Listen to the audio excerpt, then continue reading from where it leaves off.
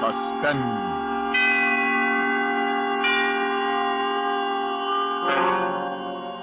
Tonight, Roma Wines bring you the distinguished actor, Mr. George Coulouris, as star in The Last Detail, a suspense play produced, edited, and directed by William Spear. And with The Last Detail, and with the performance of Mr. George Coulouris as Professor Moffat, Roma Wines hope indeed to keep you in suspense. Something escapes me. One small detail in all the incredible events of these last weeks. And without it, the pattern is incomplete. I think I dream about it. Yes, I'm sure I do. But I've lost the ability to reconstruct my dreams. I wake up with only a fragment, a ridiculous shred of my unconscious mind. I dream that in my laboratory, standing before a rather large cage. An assistant is beside me. What are you doing, Professor? Oh, hello, Pete. I'm recording the behavior of this great ape. Oh, everything he does, huh? Yes. And at times I almost believe he's able to reason, but of course that's impossible. This the one you call Carlotti? He calls himself Carlotti. And look, now he's pretending that he's the scientist. Why, he's taking notes on me.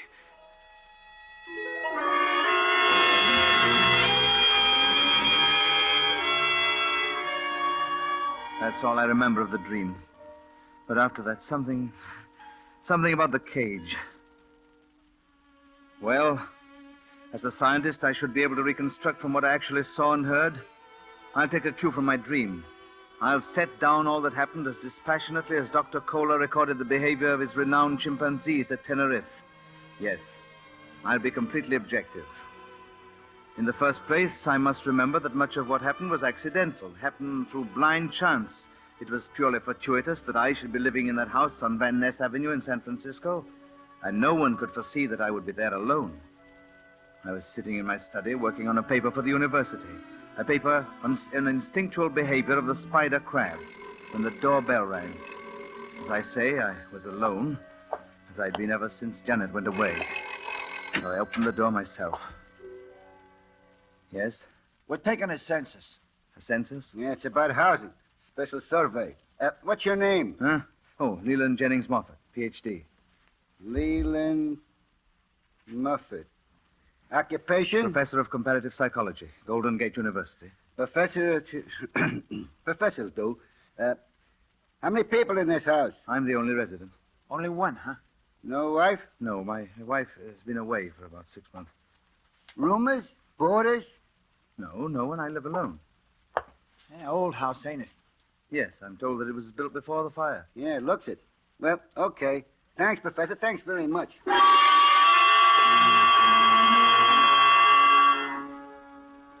Yes, that was the beginning. A week later, I got the letter. Dear Professor Moffat, I'm only an amateur in your field, comparative psychology, but I've made a discovery in my private laboratory which I want you, a foremost authority, to check for me. If you find my observations have been correct, I'd also like you to take full credit for the discovery, since I dislike publicity. To avoid premature and adverse notice, please tell no one about this, but phone me collect for information. Anthony Carlotti, Carlotti Realty, Los Angeles.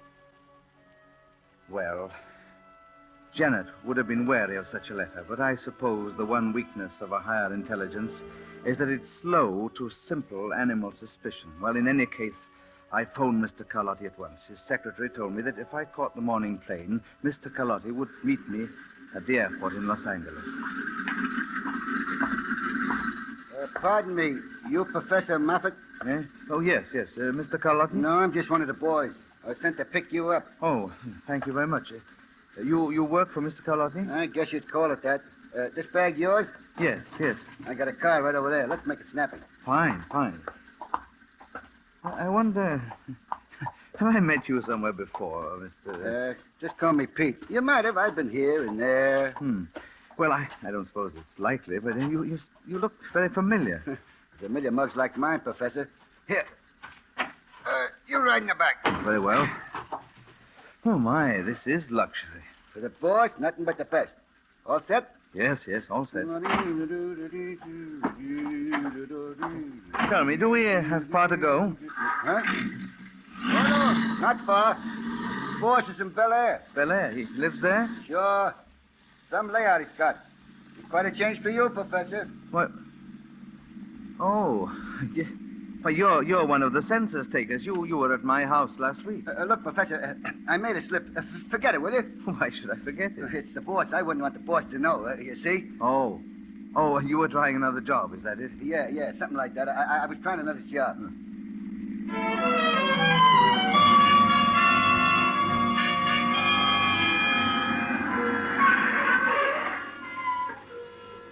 What? Mr. Carlotti lives here? Yeah, some shack, huh? Slip me that bag, Professor. And I'll take you to meet the boss. Yes, thank you. Well, is his laboratory here in the house? His which? Well, his laboratory, where he conducts his experiments. Oh, no, he doesn't do an experiment here. Come on. Some layout, huh? Swimming pool, all them flowers. Yes, in the house. We must have 20 or more rooms. Oh, closer to 30, I bet. After you, Professor. Oh, thank you. Oh, you nosy. Where's Papa? He's waiting for you. Inside. Oh, this way, Professor. He calls this the study. Hey, boss.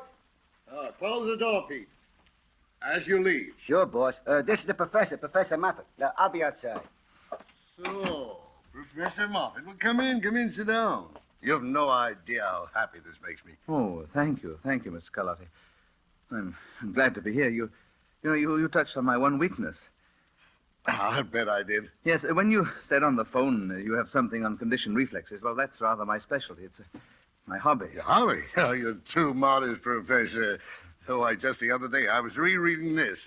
The report of your experiments with frogs. Oh. There's nothing to compare with it. Oh, well, frankly, I do consider that a contribution to the field. Well, why do you suppose I called on you to check on my experiments? But you mean because of that pamphlet? Exactly. I wouldn't trust anyone else. Oh, well, I confess that I'm extremely curious to see what you're doing. You only hinted I on... can't tell you any more until we get to the laboratory. I'll take you there after dinner. Oh, I hoped that sooner, but... Well, Professor, since I'm only an amateur scientist, my business comes first. I have 2 or 3 appointments. Oh, yes, of course. So if of you don't course. mind waiting here, I'll come back and get you. There are books and radio, drinks in the cabinet. Yeah. If you want anything else, you just punch the button, okay? Oh, yes, I'll be very Fine. comfortable. I won't be long. An hour or so. And then, Professor, you'll really learn something about reflexes. I guarantee it.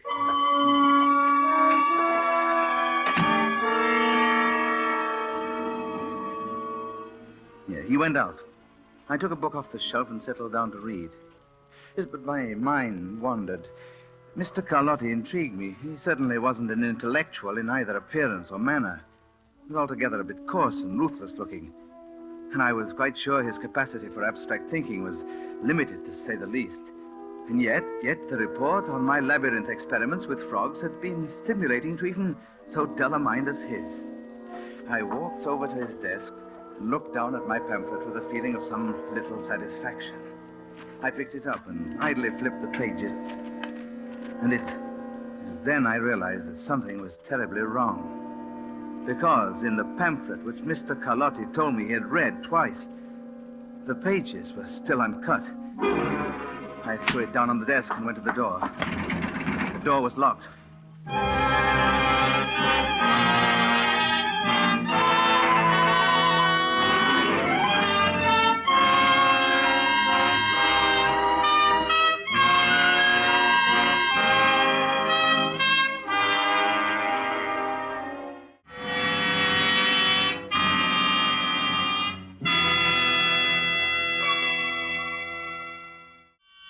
Now, Roma Wines bring back to a Hollywood soundstage George Coulouris, who, in the character of Professor Moffat in The Last Detail, continues a narrative well calculated to keep you in suspense.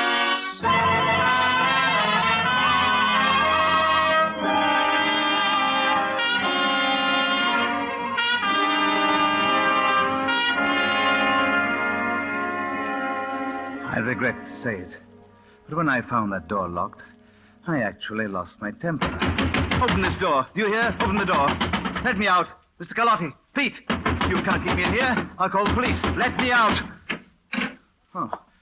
Well, Mr. Carlotti, There's something wrong, Professor. look here. Why is this door locked? Locked, is it? Oh, it has a spring lock, and I'm afraid the spring is weak. I thought it had been fixed. I rang the buzzer, pounded on the door, but no one came. Oh, I'm terribly sorry to have kept you waiting. You've done more than keep me waiting, Mr. Carlotti. You've thoroughly annoyed and angered me. Oh. What's going on? Why did you bring me down here? Why, to make experiments? Oh, yes, but my pamphlet. You said you'd read it twice. Well? The pages haven't even been cut. Look. Oh, not that copy. That's a copy I'm sending to a friend. Another fan of yours, Professor. My copy is in my reference library at the laboratory. Oh, I'm awfully sorry you misunderstood. Oh, I'm not sure I've misunderstood. Well, what about this trip to your laboratory? Well, we go there now. Pete has a car outside, and I've invited a friend of mine to go with us. His name is Sam Schwartz. I think you two will have a great deal in common. Well, Professor? Oh, well, all right. Let's hurry then. I want to take the plane back tomorrow, and I also want a good night's sleep. Well, I give you my word you'll be in San Francisco tomorrow, Professor. And a good night's sleep? Why, you'll have time to spare.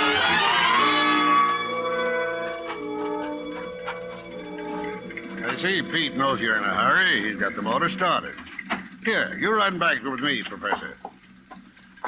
This is Sam Schwartz, the friend I told you about. Oh, how do you do, Mr. Schwartz? Hello, sucker. That's right. Professor, climb in.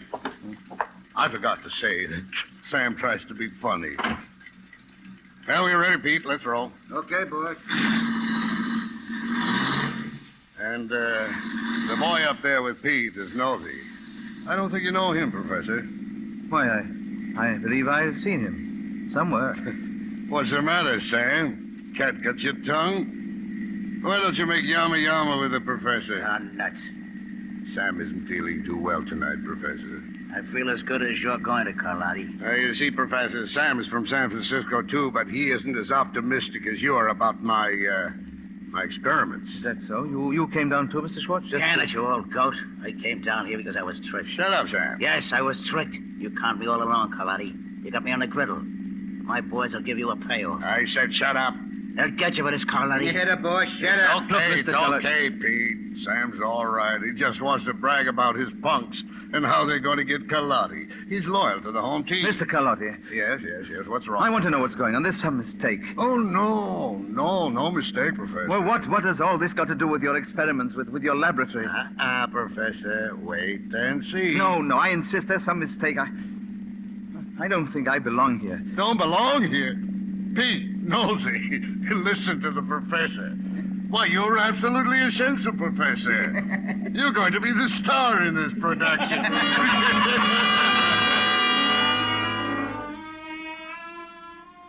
I knew then that events had gotten rather beyond me. So I sat back and began to think, to sort out the facts of my situation in order to be able to deal with them rationally, scientifically. Nosy, the other man with Pete, I knew now was the second census taker. And it was apparent to me that I was part of some plan of Carlotti's, that Carlotti was, after all, what he appeared to be, a ruthless, stupid man. Well, at any rate, I would be able to outthink him. The car swung off the highway and pulled up in front of a closed gate over which there was a sign that said rear entrance. A man in a guard's uniform opened the gate, and as our car went through, Carlotti leaned out and said, "Nice going, Mike." The headlights were switched off. There were no other lights on the narrow drive inside, but on each side of the car I could see huge open stalls filled with all sorts of furniture, fireplaces, pieces of scenery, theatrical props. Then suddenly we were passing through what looked like a city street, and I knew where we were. Why, this is a motion picture lot. Elementary, my dear Professor. Paratone pictures. Yes, I've never been to one before. It's very interesting. Oh, you're going to find it very interesting. Yes, I gather that. Now tell me, Carlotti, who is going to be killed tonight? Huh? Wise the guy up, Carlotti. Shut up, Sam. Will it be me or Mr. Schwartz or both of us? What makes you think there's going to be a killer? Oh, come now. I've been on alert, I admit it, but I certainly can recognize an objective situation when I have to. Well, you won't be bumped off, not tonight. But my friend Sammy here... Why don't you just drill me? What's all the trimmings? You know how I like things, Sam, a little gaudy. Oh, and I am the trimmings, is that it? You, Professor, are the works, because you're going to kill Sam. Well, nonsense. Well, you won't really pull the trigger, but you'll look the part. What on earth are you talking? Now, see now, Professor? Now, on the right, another street. Now, do you know this city? What? It's San Francisco. Yeah, Van Ness Avenue, in fact. What? Why, yeah, this is my block. There's the house. Why, it's astonishing. Fantastic. A movie set. Really gives you a thrill, doesn't it? Oh, my goodness. What a passion Hollywood must have for detail. Yeah, they really do it right, don't they? This is San Francisco now. They got another set off before the fire. Yes. I remember. I read about it. Yeah, the Collins been telling all about it. That's how I knew. Okay, Nosy. Pete, outside. You too, Okay, Pete. boy. Come on. Okay. Cover our friends as we go out. Professor, Sammy, go on. What are you going to do? It won't take long, Sam. Just pile out. Yes, Mr. Schwartz. Come on. Yes. That's my house. Every detail. Paint flaking off and a bit shabby looking. Yeah. You'll be able to tell your friends you were in movies, Professor. They'll never believe you. Oh, I see your plan now, Carlotti. You're going to photograph me shooting Mr. Schwartz. Isn't that the idea? On the steps of my house. Who tipped you off? Oh, really? I'm a psychologist. It's relatively simple for me to follow your mental processes. Oh, it's simple, is it? Pete, Yeah? get Sam up there. About the third step and watch him. Okay, come on, punk. My boys will figure this one, Get going, Carlotti. Sam. Get going. Break that. Get a gun. Hey, get your So it's simple, Professor, eh? Well, now that you know how I'm doing it, how do you like it? Oh, it's a colorful plan, unique, but it won't work. Oh, you think not, eh? No, to be blunt, you haven't the mind to carry it through. You've bitten off more than you can chew, Carlotti. You haven't the higher intelligence necessary for so much detail. Look, you'll be laughing out of the other side of your mouth tomorrow, so I'll let it pass. Very well. Now, you take this gun, Professor. It ain't loaded. I'll get up there by the front door. And when I tell you to, point the gun at Sam like you mean it.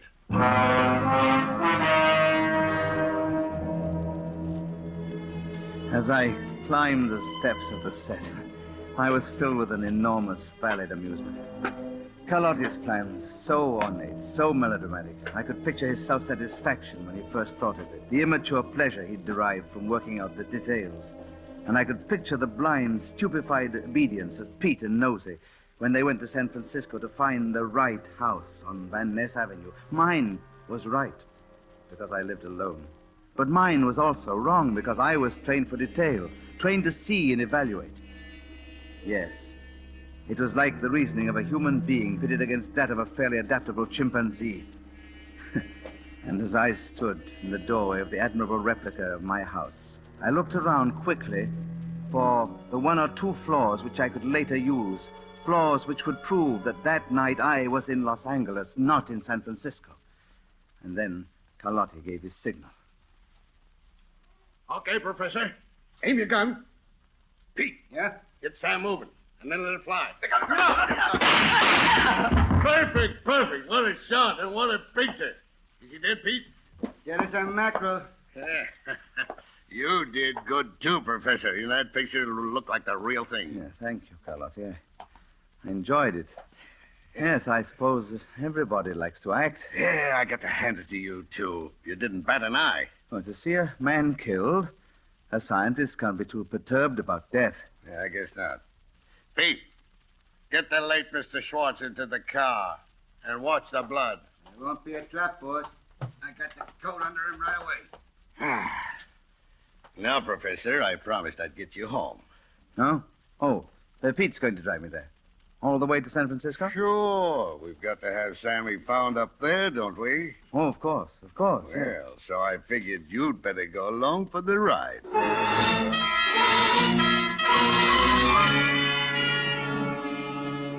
It was a strange trip. I sat in the back with my feet on Mr. Schwartz. Nosy sat beside me and covered me with his gun. We drove slowly through the sleeping towns in order not to arouse suspicion. But on the long stretches of open road, Pete drove at a terrific speed. And all the way, I was completely calm and at ease. Yes, the corpse would be found somewhere in San Francisco, with something on it to send the police after me. And then they would have the picture of me shooting Sam Schwartz on my own front steps. And Carlotti would be safe with alibis in Los Angeles, 420 miles away. Yes, that was the way it was planned. Well, I felt a little sorry for Carlotti. It was going to be so easy to block him. After a while, I fell asleep.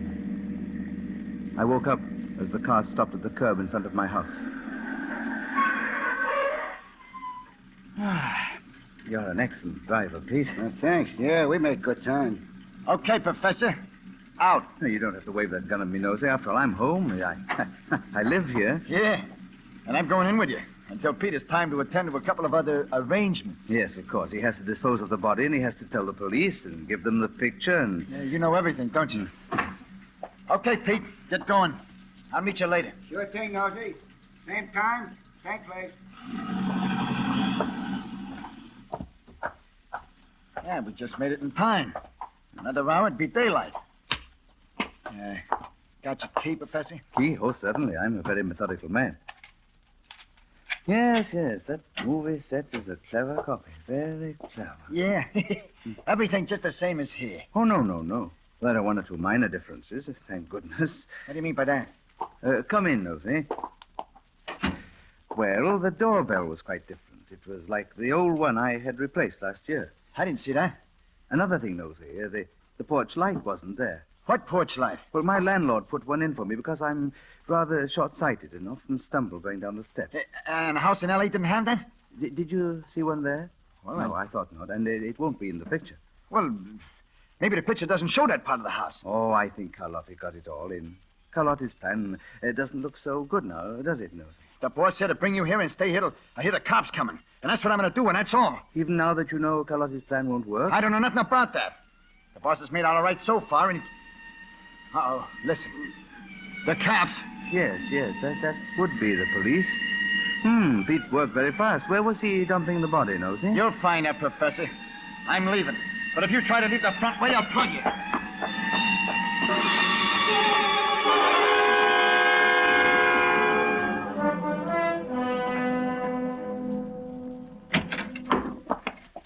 Yes. Come in, gentlemen. I was expecting you. You, Professor Moffat? That's right, and you're from the homicide squad. Come in. Hey, how'd you know we were coming? Well, you found the body of a man named Schwartz, and somebody told you that I killed him, right? No, we didn't find any body. Oh. Well, then someone sent you a photograph of me standing on my front porch shooting Sam Schwartz. Look, we don't know anything about you or Sam Schwartz, and we didn't see any pictures. Oh, then why are you here at this ungodly hour? We got a phone call. A phone call? Sure. Someone phoned in that you had a body here, so we came to check. Here? A body here? In this house? That's right. We always check these calls, even though a lot of them are from crackpots. This one said the body was in your cellar. What? No. My cellar? Yeah, so if you don't mind, we'll just look at it. No, Hey! you can't go in the cellar. There's nothing there. There's nothing in the cellar. Hey, grab the no, old upper you can't- whitey and hang on Get to away him. from the I'll cellar. take a look, Get away see? from the door. No, you...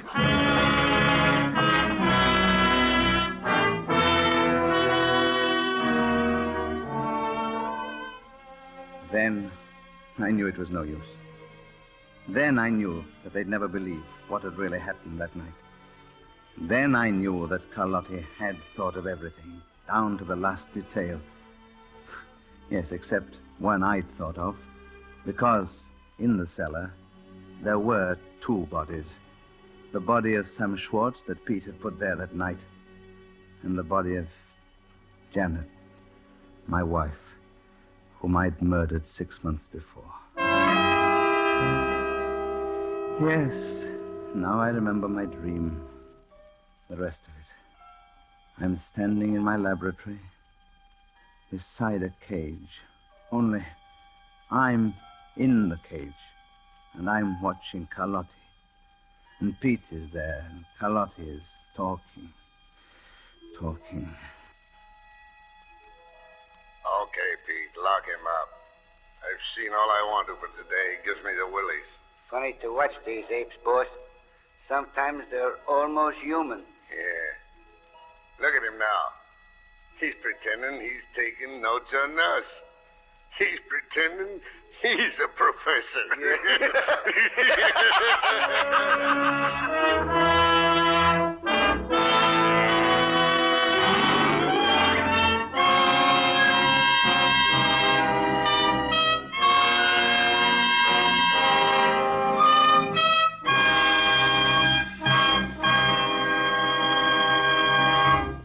And so closes the last detail, in which Roma Wines have brought you George Coulouris as star of tonight's study in Suspense. George Coulouris appeared through the courtesy of Warner Brothers, producers of Rhapsody in Blue. Next Thursday, you will hear Mr. J. Carroll Nash as star of Suspense. This is CBS, the Columbia Broadcasting System.